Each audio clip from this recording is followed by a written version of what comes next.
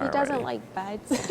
He doesn't like what? No. No beds? No, I got him actually something like this, but bigger when he was a puppy, and he never, not even once, no. Gotcha. Yeah. I'm going to move it out the way, okay? Yeah, that's fine. This one here. Come on. There we go. So I did a quick little run through. Sorry, I was back to back today. Yeah. I think you had labeled aggression or territorial. Is that correct? Yeah, like, my main thing with him is like, I want to be able to go on vacation, okay. right? I want to be able to, like, God forbid something happens to me, like have a family member come over and take care of him for a couple of days, right? Uh-huh. He's very particular. Akitas are very, particular in their own ways. But I want to be able to have that liberty where, like, okay, I'm gonna go on vacation and my family's gonna be okay with him, and he's gonna be okay. Like, I'm not gonna have like an incident or accident, right? Because when I take him on walks, for the most part, he's good. But then, like, he has a poker face, right? And then he just goes crazy. It might be like a dog, can trigger that, or most of the time, especially in winter, he wants just to be off leash because he wants to play with the snow. I just see he just wants to run, and then he gets mad because he knows he can be off leash. So then he starts attacking and grabbing the leash. So is that why he's on a longer leash there, or? He had this because we used to have the other retractable one, and it snapped. Yeah. One time, so then this is why we have, I have him now in this one. Okay. So yeah. So the behaviors that you're seeing, like if he's on a leash, if he sees, you said a dog, it sounds like he's becoming reactive. Especially if it's a big dog. If it's the little ones, he mostly ignores them. Okay. Right? But if it's a big one, like he's big like him, he,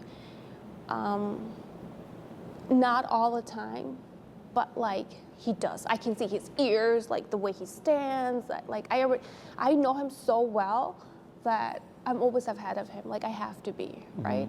But my family, they don't know that.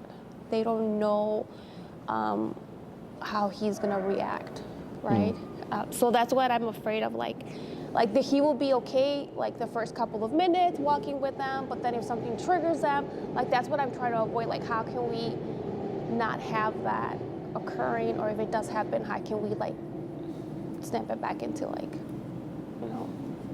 like passiveness? Yeah, right.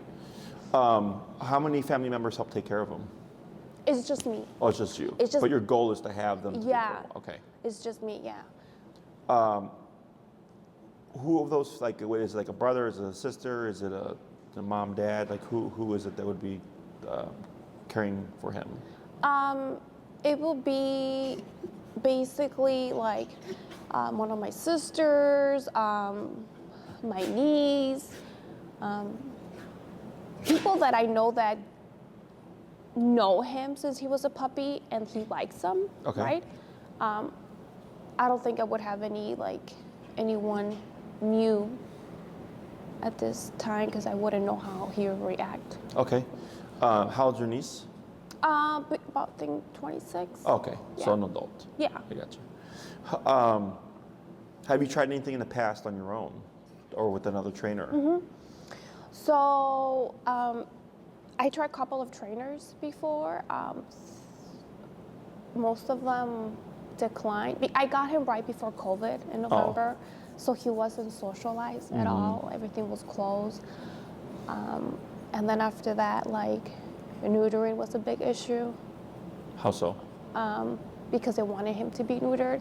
And at the time when I was with someone and, he didn't want him to be neutered. And so we went that way. So then we found a place in Indiana where they train canine for police officers. And then that's how I got the collar, because walking was an issue, and this helps because I can just pull it and he will stop, right?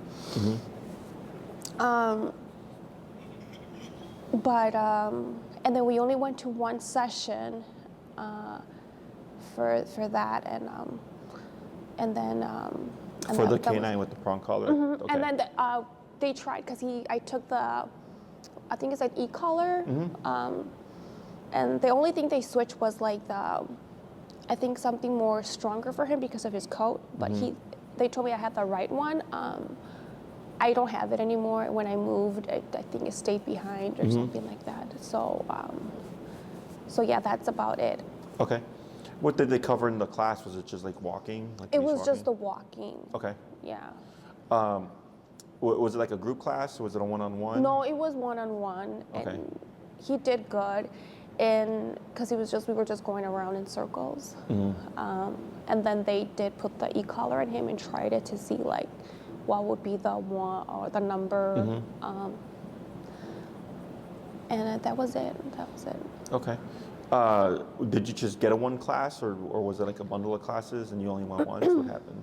Actually, to be honest, I think I purchased more, but we only went to one class, and that was it. What's the reasoning behind that? It was just it was just my partner really didn't have the time to commit to like train him and stuff at the time, so that was the big one there. And then since then, nothing? Like no other training or? No other training ever since that. So it's just been me and him for the past 2 years. Okay. So you got him before COVID. And obviously there's no socialization. Right. And then when was that trainer 2 years ago? Or where did that trainer fall in the timeline? When was that? I think before 2 years. Maybe. Okay, so a little bit earlier than that. Yeah. 25, so like 22, 23-ish, somewhere around there? Yeah, or maybe, I don't remember, maybe after COVID, maybe 2021. Okay. I don't remember, Sure. yeah.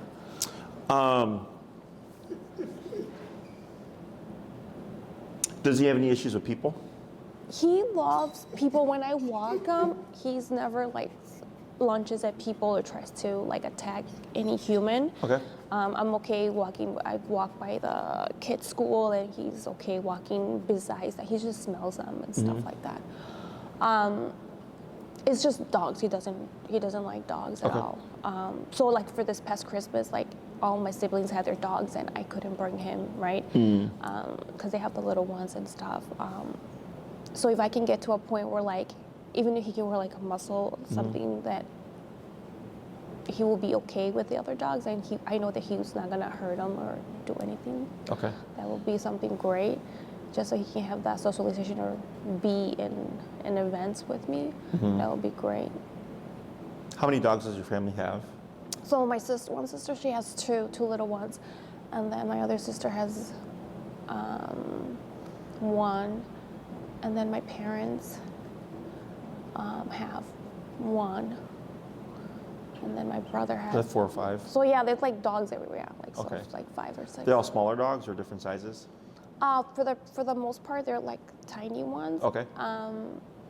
Which I'm afraid, because I don't know if he's gonna see them as like a prey, you know.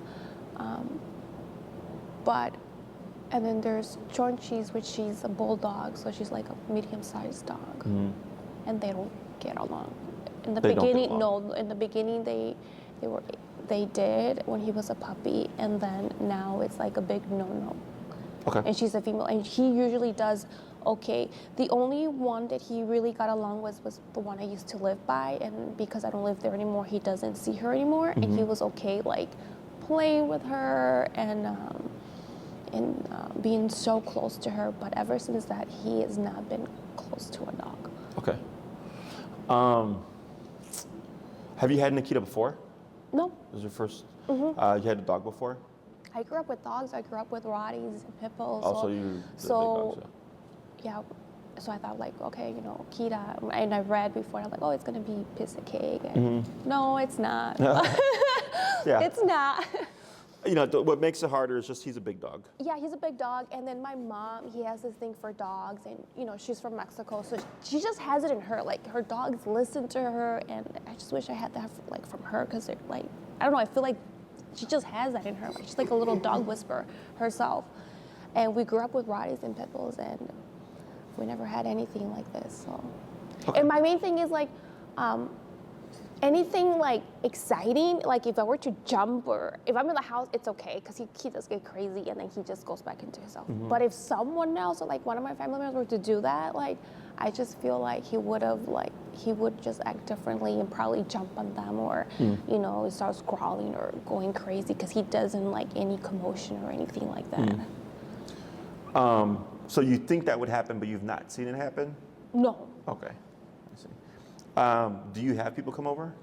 So in my other place, I used to have people come over all the time, and even if I have kids, when I had kids come over, when my sister's kids would come over, we would have him on the leash, just because he's such a powerful dog. But even when we were at work, and then my mom would come, she would come during the day with my sister, and they were able just to go in, and he was good with that. And now I don't think I'm just because I live by myself. I think he's more territorial and more, you know what I mean. I feel like he's still friendly to them, but I feel like it's different. Okay. Anything else I should know about him? Like what? Like what? Just like any other things that you're wanting to address. Just mainly like I just want to know just that. I just want to be able to. He hates car rides. What's he do in the car? Nothing. He just gets anxiety, and since a Oh, like- puppy, Is he like salivating and stuff? a lot. Okay. So. Does but he lay down he's- at all or no? No. Only when we used to go on road trips, I used to just give him medication, and then Okay. he would. But he's doing a lot better. In the beginning, there was no way that I would be able to put him in a car. Like he just wouldn't. And then over time, I just work with him, and now he's able to, Okay. you know, go in. But And that's been since you've had him? Okay. So probably it can be dogs also get car sickness, which can look like anxiety. Right. So in those cases, like you said, if it's a road trip, chances are it's just going to be medicated. yeah, If it is anxiety driven, there's so much that we can do through training Right. to help the dog, relax. yeah, But if they just don't like car rides, like yeah. He just doesn't like it, and you know what? That's not really a big concern for me. It's Okay. more like I want to be able to go on a trip, or I want to be able to like have someone else be in my house, and because I know when people are over my house, like he would like come and say hi to them, and he gets excited, and then he'll leave, right? But he's always watching. He's always watching me, right? He's always keeping an eye of like on people, what they're doing, if they're getting too close to me, or mostly if they get excited, because then excited is a big one. So, like, Was he eventually neutered? Because I know you said he wasn't because of no, he wasn't. And at this time, I'm not gonna have him because I already know his ways. I know everything. So I'm just willing to work with how he is. Okay. Think anything else that I should know? I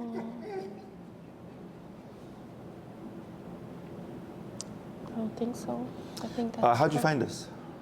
I googled Akita trainers, and then you came up in Okay. Chicago. Sure.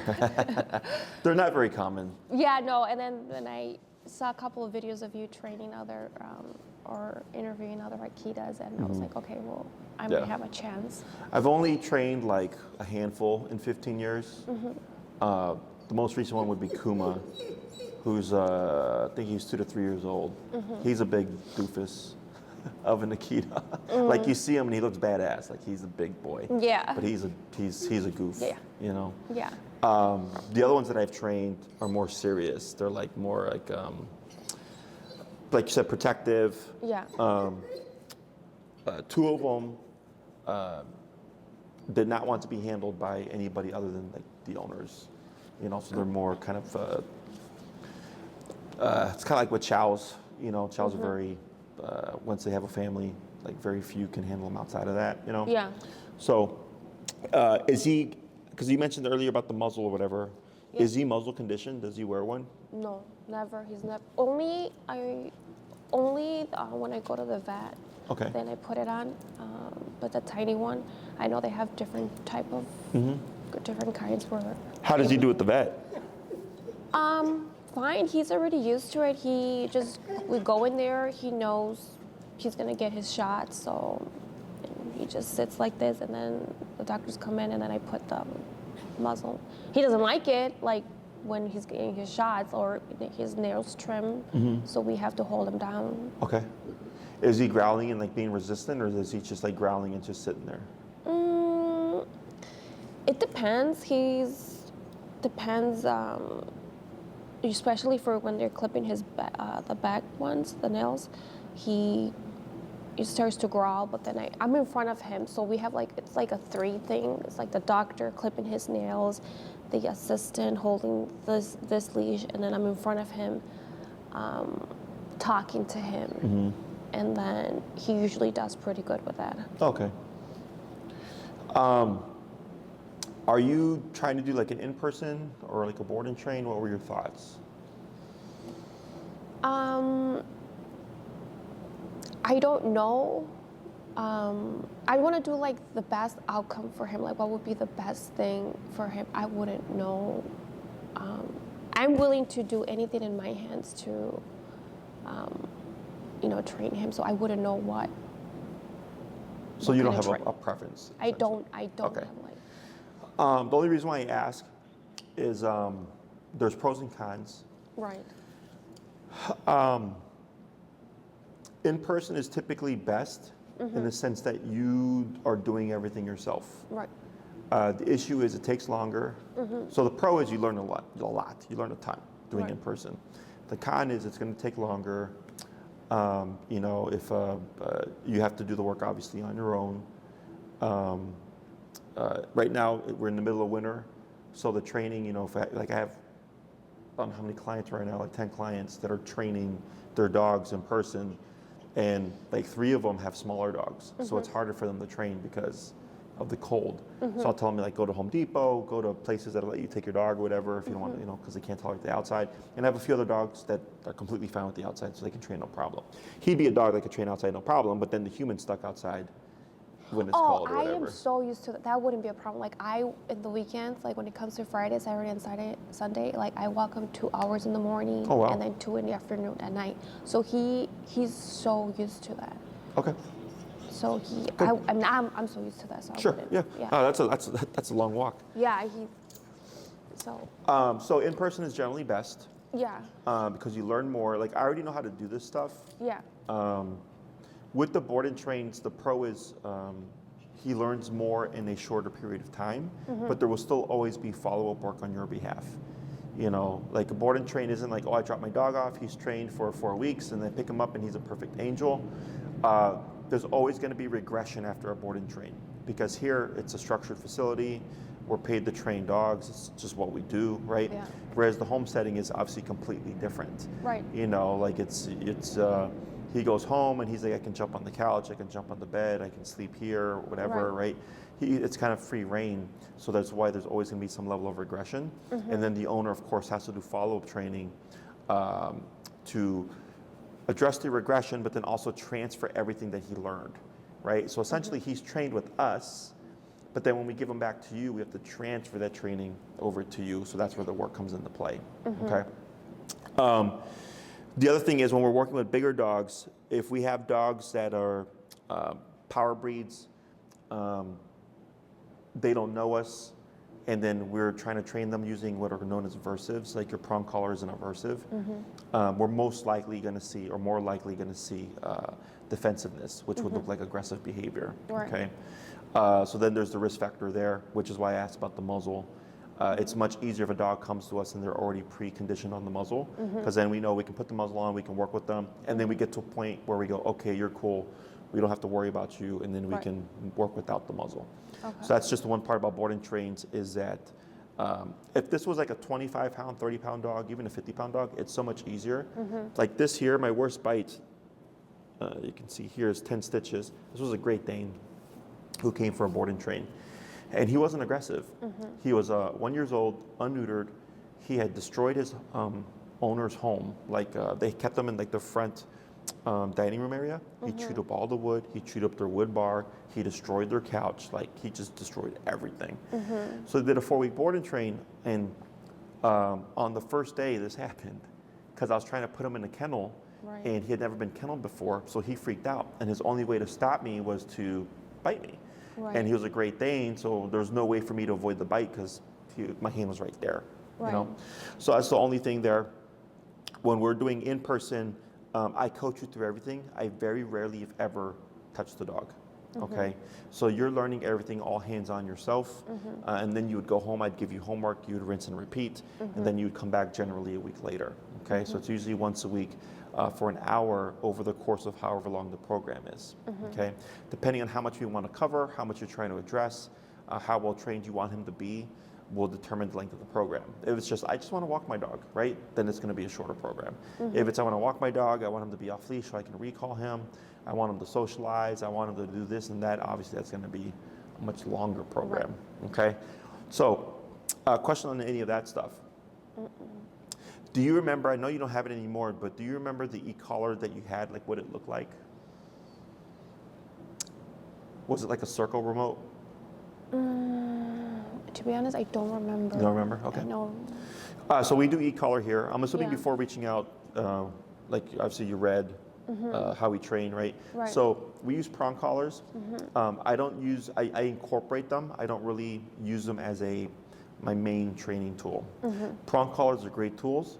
The issue is if we have a dog that's reactive, let's say like an Akita, or German Shepherd, a thicker coated dog, and you try to correct them with the prong collar, because of that thick coat, it acts as a buffer.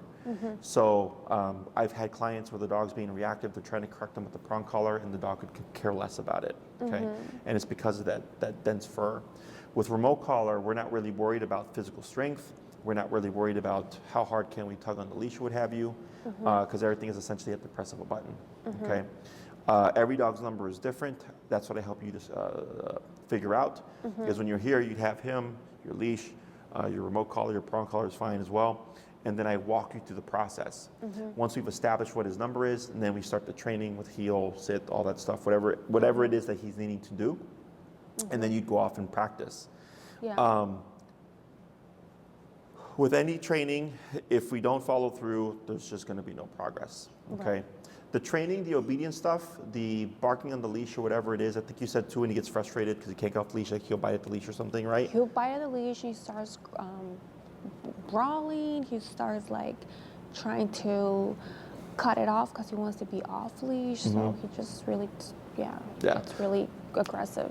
So all that stuff is for the most part, the easier stuff to address, okay? The hardest thing that you have that I've heard so far would be the socialization. We would definitely need a muzzle there, just in case, because then even like if you try to do it without the muzzle, now it's like, well, now you're worried about, well, what if he does something, right? And he's a big dog, and if we have him with a smaller dog, obviously he could cause great harm or even kill the dog because he's so big. So muzzle comes into play there. The other thing would be, let's say you do a great job with the training. He's very obedient with you. He's miles away from what he was before. He's a very good dog, right? Is your niece or your sister, whomever else that would watch him, if they're not as strict as you, or if they don't reinforce what you've been teaching, he's not going to behave the same with them. Okay, and that's something that's just I can't guarantee that. Now, if they're just like you and they stick to it and they do everything, then we're good. There's no problem. Okay, but I've had it happen in the past with clients where like they give their dog to their relative or what have you, and then they don't like the e-collar. So they don't use it, but then it causes problems for the setting or whatever, you know? No, my family's pretty much like in the same mindset as I am because they know how hard it is for me to take care of him, and it's just me by myself. So they're gonna follow what I say, so I know that. And they're welcome. Anybody who would, like if you did the in-person training, anyone who would need to know what to do is welcome to join. There's no extra cost, okay? So like let's say it's you and your niece, I'll try to split it as 50-50 as possible, but you're the primary handler, so I always want to make sure that you got everything, and then I'll work with them. If we get a lot done and then we have some extra classes, you're like, hey, could you like work with my sister and my niece if I brought them? I said, sure, that's not a problem. You're essentially paying for my time, and then I go, what would you like to accomplish within that time? Right. As long as we get the basics down, for the most part, transferring the training to other people isn't difficult. We also record our sessions. Yeah. So I send you the links after the training, and then if you wanted, you could forward it to your sister or your mom or whomever, and they could then watch the video to then also learn how the training works. Okay. So that's also just an added benefit of doing like the in-person. Right. Is that you're learning anything yourself. Anybody who would also be a part of who needs to handle him is welcome to join. 2 is definitely doable. 3 is a little bit of a stretch. Definitely anything beyond that is like I'm like, that's gonna be too much. I always focus on who's gonna be the primary handlers. So if it's you and your niece, then I'd focus on you 2, and then anybody else after that, I would try to get as much as possible. Okay. Yeah. Question on any of that? Yeah, and I know he's more like territorial over like males and females. Like when, let's say per se, someone comes into my house, like for example, I had an incident about shortly after I moved. I know there was a lot of stress going on. It was like a new home for him, you know, not being able to see his papa anymore. So my niece came with her boyfriend, and she was gonna do my hair, and then so he started playing with him, and I always tell him my rules, like don't touch his, because he doesn't like to be touched by the neck. On the neck, you said? On the neck. Okay. And I always tell him don't touch him on the neck. And then he was playing with him, and then he came back with us, and he was like, oh no, he's doing fine, I can touch him in the neck. And then that was totally my fault. I should have been like stricter, and I should have been like, you know what, do not touch him in the neck, because he's not, just because he didn't do anything this time, doesn't mean he's not gonna do it next time, you know what I mean? And then he kept playing with him, and then he came back, he's like, no, I even put my hands in his mouth, and we were like, no, don't do that. So then, I mean, it's no excuse, but I was really going through a hard time, and obviously it was not in my best moment. So like, in that moment, I should have been like, you know what, just leave my house. I should have said something like that. So it got out of control. I hear growling, and then next time I know, like, you know, Osito bit him. It wasn't like stitches or anything like that. I ended up, you know, I ended up taking him to the doctor so they can, you know, examine him, and everything was fine. Did he break skin? He did, yeah, he did. Was it just like punctures, or was it just, okay. But it was a horrible accident, and obviously, like, this is why I'm a lot more stricter too when people come into my house and how they react with him.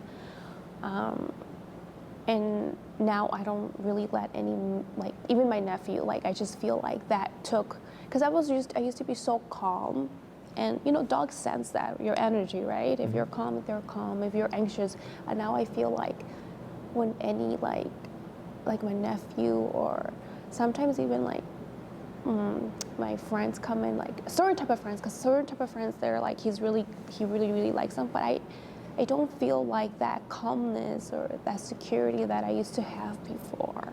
Before the bite? Before that. Do you know why that is? And even though, I don't know. It's like PTSD. It happens a lot. It's happened with me. Like when I had this bite, I remember afterwards, like maybe 6 months later, I was picking up a dog from a client, and this dog, I did not train for aggression, it was just for obedience. Happy as goofy as dog. And as I'm walking him, I stopped to let him go potty, and he jumped and he did a play bow, and it scared the crap out of me. Okay, and I remember, like, I was like, what the hell? Like, I caught myself, I'm like, what was that, you know?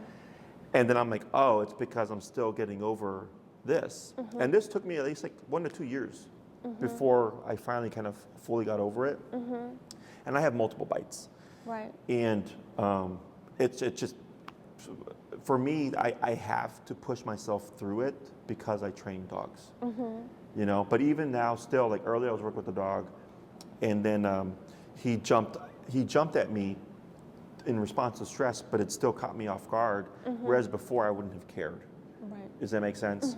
So some of it you can undo simply by confronting it and then just kind of building up your confidence again.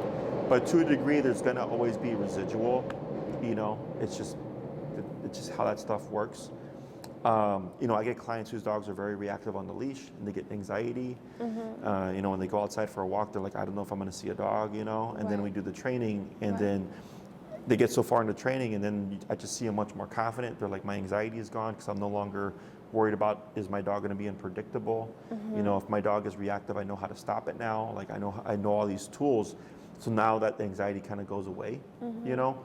But to a degree, especially when you've seen a dog bite, it's gonna be sitting there, unfortunately, you know, because you don't want it to happen again. Right. And that's what just kind of keeps it living. And that's why we take precautions like using a muzzle and stuff like that. Right. And you're correct in the sense that, you know, you should have said something, right? You didn't. It's okay. It's human. We're humans. We make mistakes. But going forward, you know, my job is to help you train your dog, get your dog to be as best as he can be, get you as best as you can be, but then also educate you to let you know, like, hey, you know, this is a situation where I expect something could happen, and then this is how we work around it. You know, I'm very cautious just because dogs can do a lot of harm, you know, and then obviously the bigger they are, the more harm they can do. It sounds like in that moment, that bite that he gave was a correctional bite. Okay, when it comes to, who was the guy? It was my niece's ex-boyfriend. Ex-boyfriend. Because it sounds like it was a bite and release, right?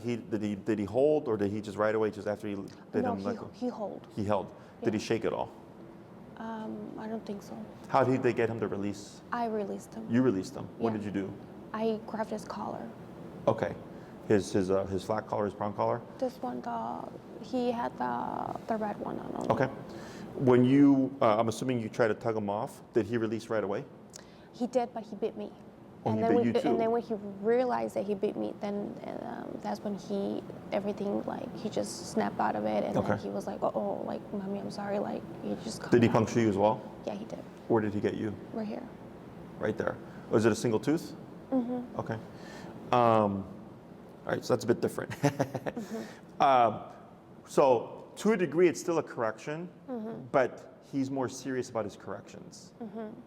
You know, most dogs with the correction, it's either they'll do a graze because it's a warning bite, or they'll do a bite and release. It's still a warning bite, but it's a little bit more of a serious bite. And then obviously with the bite and hold, that's the next step of seriousness would be now he gets shaking. Okay. When you came in to take him off, was there screaming or yelling? Or was it just you went and grabbed him? No, I just went in and I grabbed him. Okay. Because a lot of times too, what can happen is we see that, we freak out, we start to scream or yell, and that can sometimes intensify the situation. No, I don't think I did. I think I went straight for it, and then, and yeah, my first reaction was like just to take him off, and I did. Okay. And then what you got was what we call redirected aggression. He was already in the mindset, and then when you went to pull him off, most likely residual, because typically what we'd see is like if we have a dog fight and we try to stop or intervene in the dog fight, you're going to get bit because of the craziness of it. Okay. I don't really think of it in this case as him correcting you, because technically you could be seen that way. He bites the ex-boyfriend, you come in to get him to release, but then he bites you for telling him to not bite him. Does that make sense? But I don't really pick that up from the situation. I think he was just still in an escalated state of mind, and you just happened to be there because you were pulling him off, and then that's why he bit you, most likely. But he's serious about the bites. Like these aren't these are. They're being done with intent. Does that make sense? Because there's dogs that'll do it, but they don't really mean it. Right. They do it because they're scared or they're freaked out or whatever. And then there's dogs like Akitas are known to be confident dogs. Right. Like, you know, it's in their breed. But the problem with that is that's where we start to see it come out. Is like if he's giving a correction, he's going to give a real correction. You know, whereas another dog might have just been like this and like leave me alone. Right. Okay. And you said earlier that you can't touch his neck either? No, I can. You I'm can. I'm the only one that can. I can touch him anywhere. Okay. I'm the only one. No one else. What about like like your sister or your niece that would watch him? Well, my niece lived with me for some time, so I'm not sure. Okay. It depends. Only like 2 people. I feel like my nephew, because he stayed with him when he was like barely a baby. But at this point, I don't even know. Okay. The only reason why I ask is because I know that's your goal. Right. And that's the trickier part. So when I mean, let me explain a little bit. What I mean by touching his neck, it's kind of like going like this toward, like right here, right? And also like no hugs. Like people tend to Sure. come in and go like that, and he feels like very defensive, right? Because they're like. But like putting on a collar and taking off the collar? So that's a big one too, because I have to give him peanut butter every day in order to put his collar. Otherwise, it'll take like 10 minutes for him to come to me and be like, okay, now I'm ready. So I usually use peanut butter to put the collar on every morning. Okay. This is the prong? The prong. Okay. The other one, he lets me now. He just comes in the morning. He's still very submissive, so he lets me put it on with nothing. But the prong, it's like I have to use peanut butter, or I have to use butter. Yeah. Sure. Butter's good. I know he loves butter. He's a butter boy. So, okay. So this is a potential problem. Okay.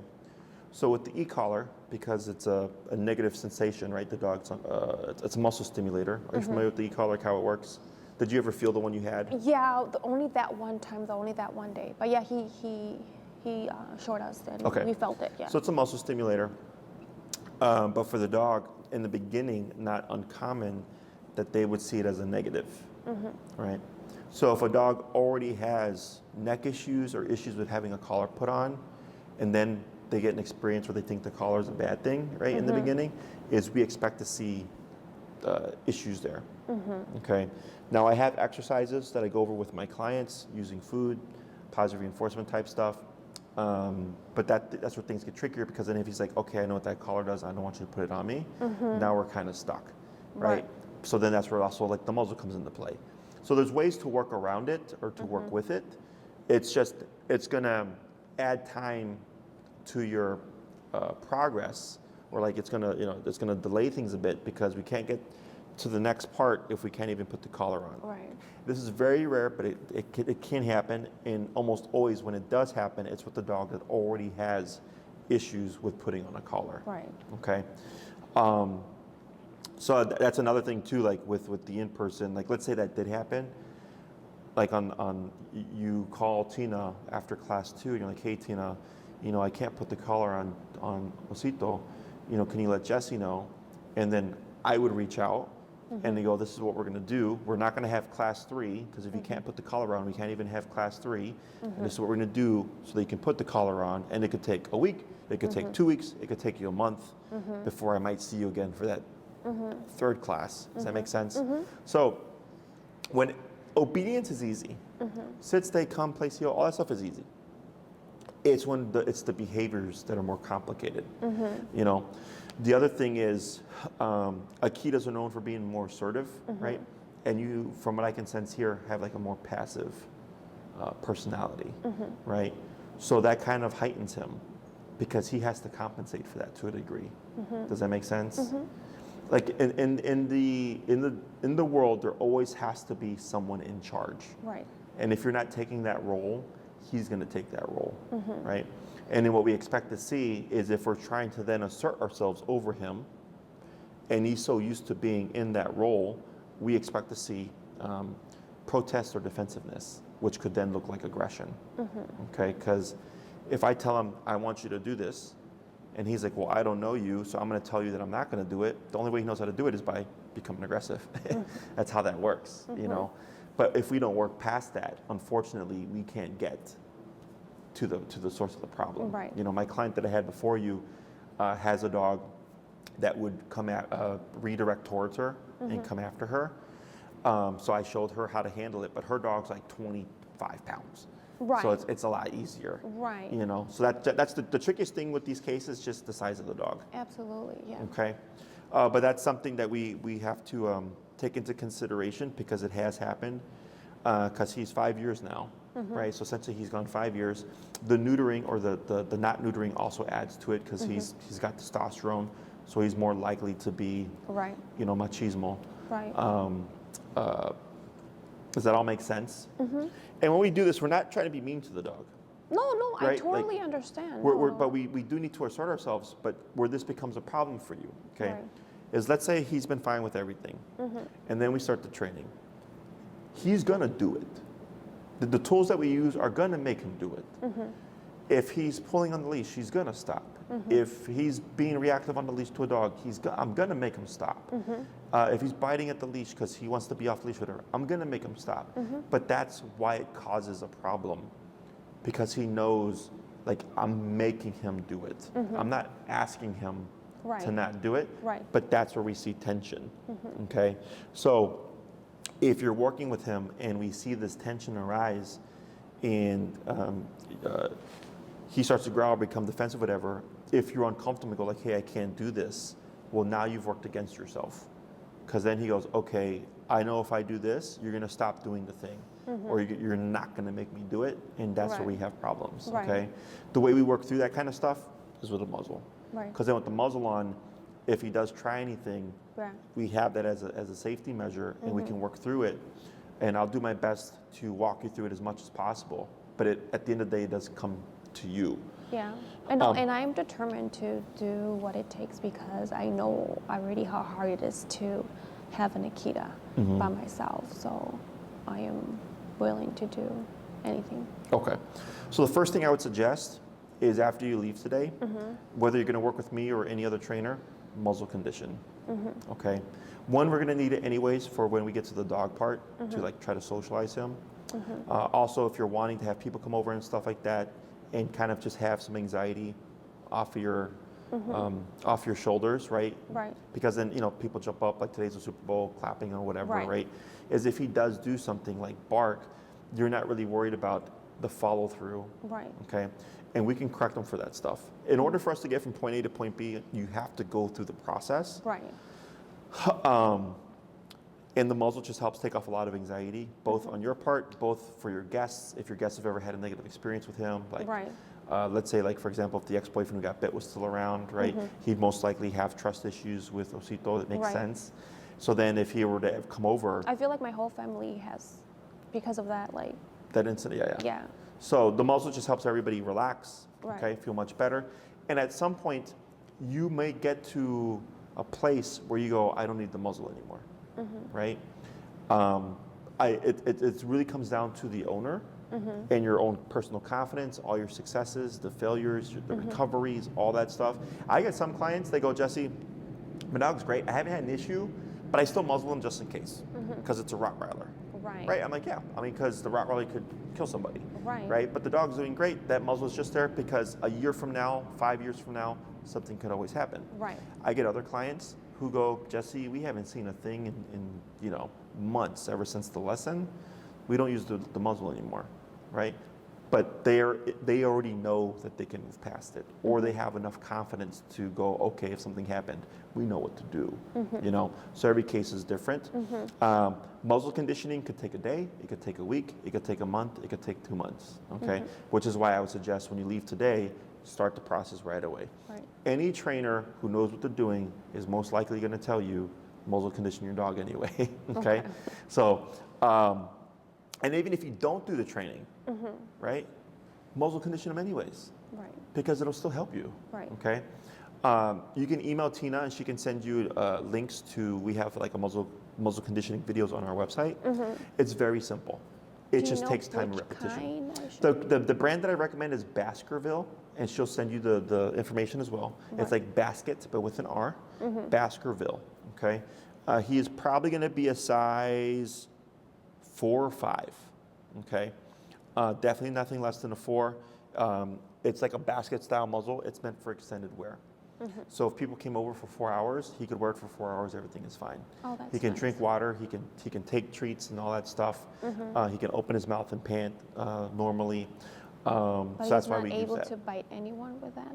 Unless they put their fingers in his muzzle. Yeah. Or I just had this happen once to me where a dog charged me and it jumped up because it's a hard rubber muzzle. And when the muzzle hit me, it nipped at just the right time to actually pinch me, right? But it was a pinch as opposed to like a full-on bite, I see. okay? But unless they're being silly and like putting their fingers in his muzzle, shouldn't be able to actually bite, okay? But Baskerville is the brand that I recommend. There are other makes and models. Just avoid metal muzzles, okay? Because the problem with metal muzzles is if he were to try to attempt to bite somebody, we call it a muzzle punch, is you're getting punched by a metal muzzle, okay? It hurts. The rubber muzzles hurt too, but there's give, so it's not just a hard, Right. punch to the stomach or whatever. I've had the wind knocked out of me from a metal muzzle, Oh, wow. and then a huge welt, okay? Ooh. So I don't suggest those. Any hard rubber one, but Baskerville, in my opinion, is one of the best brands, okay? Okay. In terms of length of time that I would recommend, I'd most likely put you at a 12-week range, okay? So we do 3, 6, 9, and 12-week programs, 12-week being the longest, okay? Reason for this is there's quite a few things that we have to work through, okay? Leash walking takes roughly 2 classes. And this is just like pending everything is going well, okay? 2 classes for that. We'll do duration place training, which is going to a bed, not moving. That takes a class. Recall takes about a class or 2. So that puts us 4 classes. I want to make sure we get those things down. And then we want to socialize him, right? So then that's going to be a class. Having people come over, that's going to be a class. How to appropriately socialize them with people that come over, that'd be a class. Now, so let's say when people come over, it's like, well, I don't need them to be their best friend, right? So it's like, why do we want to socialize them? Is ideally we would like them to learn to trust these people, right? Right. Because if he trusts the people, he's going to be more relaxed. If he's more relaxed, there's less likelihood of something happening, okay? And he doesn't need to like everybody. You don't have to do this with everybody. But the main people that would come over, like your sister, your niece, family, stuff like that, or friends that he's kind of familiar with, but not 100% with, right? Those are the people I care about. Everybody else, I could care less. And then we also have classes for your sister, your niece. If you decide like, hey, could you spend a class with this person or whatever to help teach and transfer things, we can do that as well. It gives us a lot of time to work with. If we hit hiccups, if we see defensiveness or tension, right, we're also going to need time to work with that. So in the beginning, I always target the most important things, see how things are flowing. If it's pretty straightforward and he's doing very well, we're just going to cover more ground. If for whatever reason he is being defensive or he is being protesty, we're going to need time to address those things, okay? So the 12-week program is the longest one that we have, but it gives us the most wiggle room in terms of addressing things if they happen to pop up, okay? If it's smooth sailing, then we just cover more ground. Otherwise, we just have plenty of time to make sure we address all the things that we're wanting to. Okay? Questions so far on any of that? As far as for the e-collar, is that something that he needs to wear just during class, or is it like, does he sleep with it, or? You use it when you need it, right? So like obviously when you're here for training, Right. whenever you're walking him outside, he'd have the collar on. Let's say he's a great dog otherwise, you don't need it. Guests are gonna come over, Yeah. put the collar on, right? Gonna go to the vet's office, put the muzzle with the collar on, Right. you know. I like to refer to it as a cop on a collar. When it's present, he's gonna behave better, okay? So do you drive? Have you been on the expressway? Do you go the speed limit? Okay, so you Is this a trick question? okay. Don't worry, I'm not gonna No, submit this to the I know, cops. but I do. You do. So you're a rule follower, right? Everybody else on the expressway doesn't go the speed limit, right? You see a squad car, what happens to those people? They slow down. They slow down because they don't want the ticket, Right. right? So it's called opportunistic behavior. All animals do it, okay? So it has nothing to do with my skills as a trainer or the training methods that we're doing. Right. Is if he can do something and get away with it, then why not? Right. So that's why we tell our clients it's like a cop on a collar. Okay, Right. you should not always have to press the button. If you're pressing the button all the time, something is wrong. okay?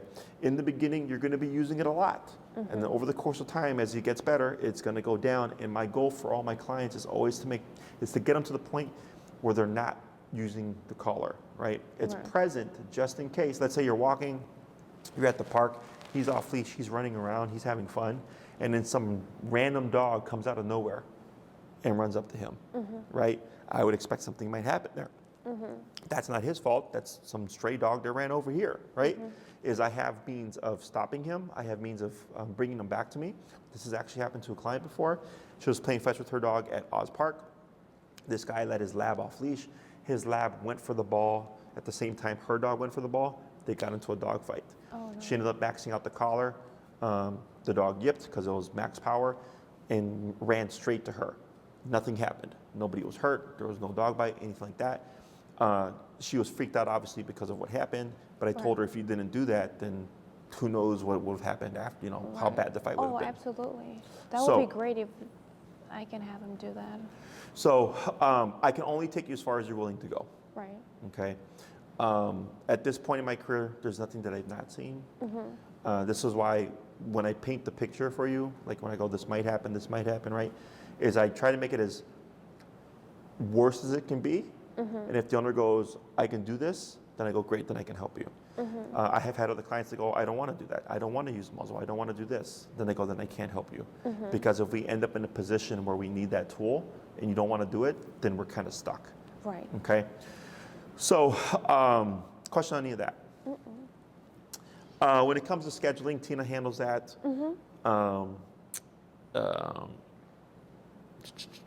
She'll send a contract, everything like that. If you want to help expedite the process, you can tell her, hey, Tina, sign me up. Jesse said 12. If you did like 6, for example, we don't prorate programs.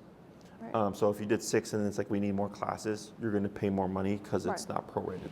And is the 12, does that include like the off leash, like when he listens to you when Yes. Okay. So a 12-week program, if there's no behavioral problems, right? Like let's say he's easier than we thought he was going to be. It happens. You're going to have a fully off-leash trained dog, okay, by the end of the program. Let's say there are problems. We may not get as far with the off-leash. Like we may not have, so we have sit, stay, down, come, place, heel, 6 commands. The only command that has to be off-leash reliable is heel. But all 6 commands can be off-leash reliable, okay? So let's say there are issues. We may not get like sit down and stay or whatever off leash, but you'll get recall and heel, right? Which those 2 things are the ones that the most people use the most because we were spending time on the behavior, okay? Now at the end of the program, if you're like, hey, I would like for everything to be off leash, you could always purchase more individual classes. Like that's not a problem. But I've not had a client do 12 and not be happy, okay? Pending they do the work. That's always the hard part, right? Especially when we have behavioral stuff and it's aggression related. Everything else is pretty easy, okay? But the 12-week program is the off-leash program. It's an obedience program, but we do cover behavior. I have a more expensive program, which is my behavioral one, which is like around like $5,000 or whatever. That program is for, technically you could do it, but it's the reason why it's so expensive is because it covers the life of your dog. Okay? What do you mean? So like let's say you do that program. Then it's like a 12 to 16 class program. Okay, so it's a little bit longer. Fully off-leash trained and we cover the behaviors. Okay, let's say we do the 16 classes, you're happy, you're like, thank you, Jesse. 2 years from now, something happens. You call us up. Hey guys, we had an issue with Osito, can Jesse come in and, reevaluate? I come in, you tell me what happened. I go, okay, it's going to take, 2 to 3 classes. And then you're not paying for those classes. It's like a warranty, so to speak. I see. Okay, I come in, I go, okay, 2 to 3 classes, 6 classes, whatever it is. I come in, I help you fix it. You're not paying for them because you paid the $5,000. Okay. The one that I'm recommending for you, I think off the top of my head, it's like $2,250 or something. Okay. It's on my website. Okay. So don't take my word for it. I haven't looked. Tina knows my prices. Okay. I know them vaguely. I know the behavior program is expensive, that for sure. Yeah. Because you're only paying for 12 classes. Right. Okay, and after those 12 classes are done, if you want more, you would just simply purchase more. Okay. Does that make sense? That makes sense. Yeah. So if you did the 12, Yeah. right? Let's say everything's fine, you're happy, and then 2 years from now something happened, and you wanted me to come back, you would just pay for whatever classes, right? it. Whereas with the other program, you're paying more money in case in the long run if something happens, you're not worried about like having to invest again, like it's already just included. Okay. Right. I have a client that I trained her dog like 12 years ago, and my rate back then was like $1,200. Okay, it was very cheap. I know. And I still honor that program because they Nice. were on the behavior program. Right. You know, and they've offered to pay me for it. I go, no, I'm like, that was the contract. I was like, you Yeah. paid for a behavior program when it was much cheaper. Yeah. And now through the years, as I've gotten busier, it's just gotten more expensive. Right. So, okay. But that would be the difference. If you wanted to, you could do that, obviously. If a client does the behavior program, we don't expect that to be paid in full. Other programs are all paid in full before we get started. With the behavioral one, we can split it up into payments and you can get started sooner. But if you obviously don't pay your program, then the life warranty or whatever obviously is going to be voided. Okay? That's for the $5,000? Or? Correct, yeah. Yeah. It's somewhere around there. Tina would know. Okay. And then there's the cost of your collar. The remote collar I'd recommend is roughly around $340-ish with tax. If you get it through us, we do 10% off, which helps drop the price down to like around $315-ish. Okay. They last for years. Okay. Fully waterproof system. Yeah. I had my first e-collars for 10 years before I had to replace them. Yeah. So they're an investment, but they will last you a very long time. Yeah. Okay? Yeah. Anything else? No, so I guess start with the muzzle and you're going to send me that information. So email Tina. She'll send you the information for so email us, hey Tina, send me the information for the muzzles, please. She'll send you a link to videos that you can watch. Yeah. And then if you know you want to move forward with the training, Yeah. you can say, hey, sign me up, send me the contract. Right. And then you can send her your schedule. Yeah. Okay, because that's what she's going to ask for. So if you send the schedule right away, you've kind of just eliminated the step. Right. Okay. And then once we have the contract, she knows that you're serious, and then she'll get the booking process started. Okay. Can she send me both for the $5,000 and then for the $2,200, like the one? Like you the said? like the quote, That the one, yeah. quotes? Yeah, it's not a problem. Yeah. Okay. Anything else? No, that's it. Right. Yeah. Well, if you have any questions you've forgotten to ask, feel free to ask Tina. If they pertain to me, she'll reach out to me, and then I'll get back to her. She'll follow through. Otherwise, any like scheduling stuff, you can just direct towards her. Anything that's training related, after you've signed on, you would just communicate with me directly with any training questions. Got Okay. it. Okay. Awesome. It was nice meeting you. Yeah, likewise. Is your name Jesus or you go by Jesse? Jesus. Jesus. But, Because I have a brother, his name is Jesus, but he goes by Jesse. So. Oh yeah. Yeah. I got you. Yeah. So- The mic you can just place on the Oh chair yeah, there. I was gonna steal. Look everybody at forgets. me being a.